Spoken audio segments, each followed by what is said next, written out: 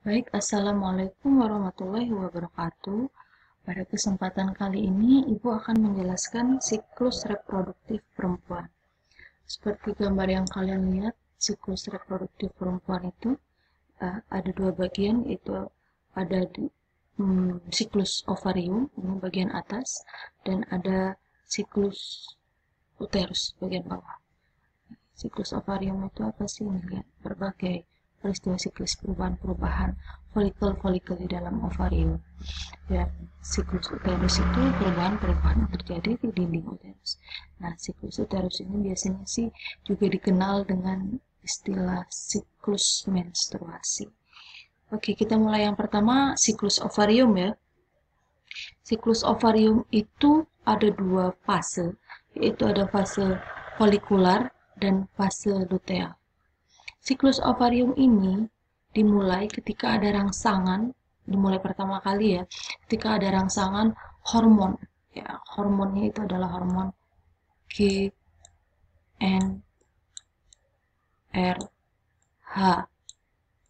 Ya, GnRH ini singkatan dari gonad releasing hormone.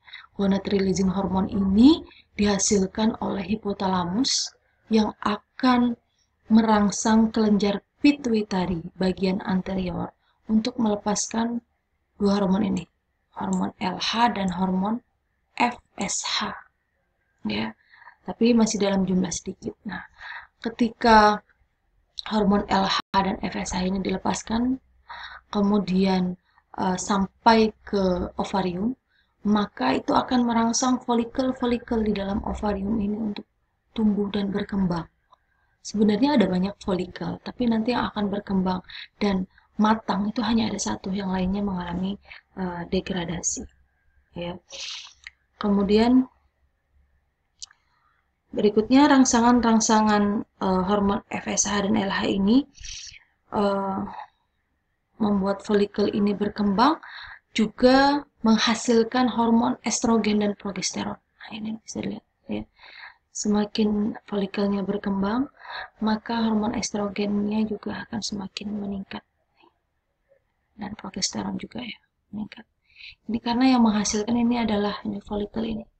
Ya, dan folikel ini berkembang itu karena dirangsang oleh hormon ini, FSH dan LH. Ya. Nah, semakin berkembang, estrogen semakin meningkat. Nah, ketika sekresi estrogen oleh folikel yang sedang tumbuh itu mulai naik secara tajam, ya, secara tajam, maka kadar FSH dan LH juga meningkat secara mencolok. Lihat, ketika estrogen meningkat secara tajam, kadar FSH dan LH juga ikut meningkat, khususnya LH meningkat juga secara tajam. Kenapa bisa seperti ini? Nah, ini terjadi karena estrogen ini memiliki sensitivitas atau memiliki pengaruh sensitif terhadap GnRH, sehingga GnRH akan lebih responsif untuk merangsang kelenjar pituitari untuk lebih banyak menghasilkan hormon FSH dan LH, LH khususnya ya. Jadi LH-nya juga akan semakin meningkat. Kenapa LH yang semakin meningkat? Karena folikel-folikel di dalam ovarium ini itu memiliki lebih banyak reseptor-reseptor hormon LH. Ya. Jadi sehingga peningkatan LH-nya maksudnya lebih sensitif terhadap rangsangan hormon LH. Makanya konsentrasi LH-nya itu yang semakin meningkat.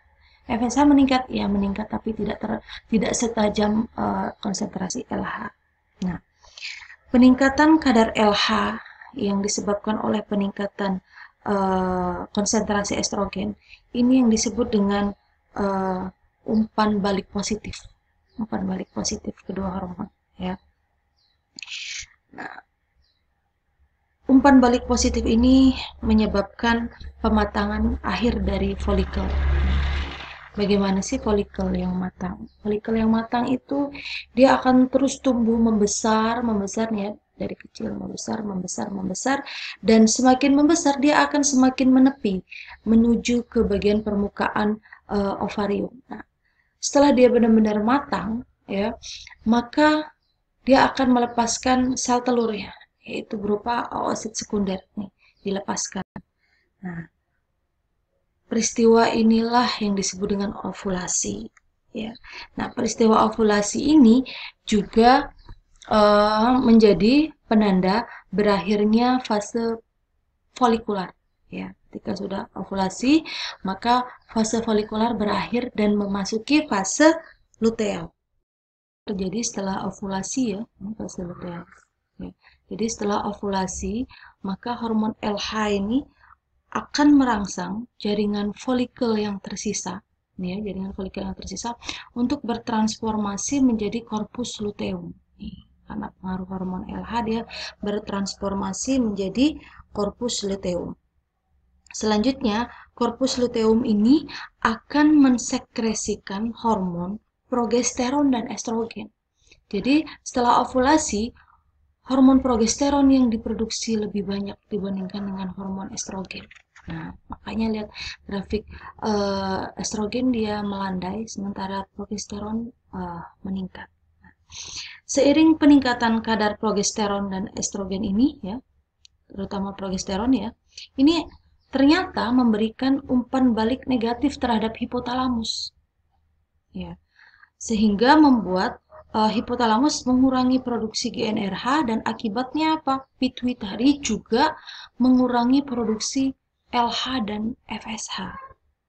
Ya, karena produksi LH dan FSH ini mengalami penurunan, ya, maka korpus luteum juga mengalami kemunduran menjadi korpus albigans, ya, badan putih sih bahasa Indonesia-nya. Nah, karena korpus luteum mengalami kemunduran menjadi korpus albigans, maka produksi hormon progesteronnya juga pun menurun. Lihat grafiknya. Ya. Menurunnya produksi hormon progesteron ini ternyata membebaskan hipotalamus dari pengaruh umpan balik negatif itu tadi, ya, membebaskan hipotalamus dari pengaruh umpan balik negatif tadi, sehingga hipotalamus kembali mensekresikan hormon GnRH dan GnRH kembali merangsang pituitari anterior untuk melepaskan lagi hormon LH dan FSH, sehingga hormon ini kembali lagi merangsang folikel-folikel yang ada di ovarium untuk berkembang lagi. Berikutnya adalah siklus uterus. Siklus uterus atau juga dikenal dengan siklus menstruasi. Dia memiliki dua fase, yaitu fase proliferasi dan fase sekresi. Fase proliferasi ini terkoordinasi dengan fase folikular pada siklus ovarium. Sementara sekresi, fase sekresi ini terkoordinasi dengan fase luteal pada siklus ovarium. Bagaimana keduanya terkoordinasi? Kita lihat ya. Jadi, sebelum ovulasi, hormon-hormon steroid yang dihasilkan oleh ovarium yaitu estrogen dan progesteron, ya, itu merangsang uterus untuk bersiap-siap mendukung embrio dengan cara dindingnya tumbuh menebal. Dari sini kan tipis, dia akan menebal. Nah, selanjutnya ya, ketika fase luteal, hormon progesteron dan estrogen yang disekresikan oleh korpus luteum ini akan merangsang pertumbuhan dan pemeliharaan lanjutan lapisan uterus, termasuk pembesaran arteri-arteri, ya, dan pertumbuhan jaringan di dalam kelenjar di dalam lapisan endometrium ini, pembuluh darah, arteri, dan pembuluh kelenjarnya ikut berkembang.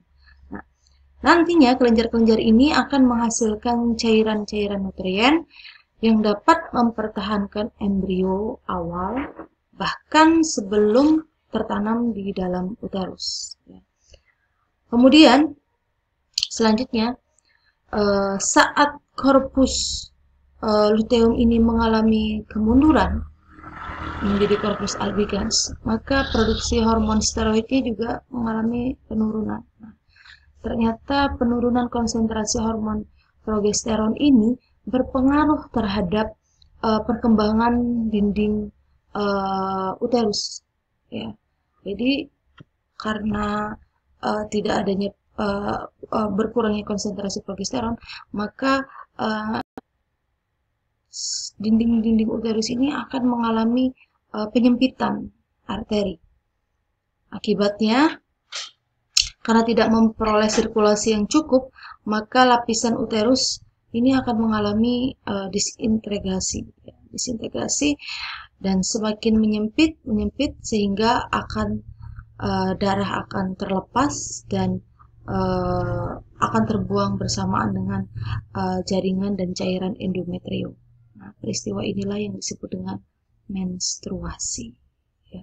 Jadi fase aliran menstruasi dari siklus uterus ini bisa berlangsung beberapa hari, dan hari pertama menstruasi, ya, ketika hari pertama peluruan ini ditetapkan sebagai hari pertama siklus uterus dan hari pertama juga siklus ovarium yang baru.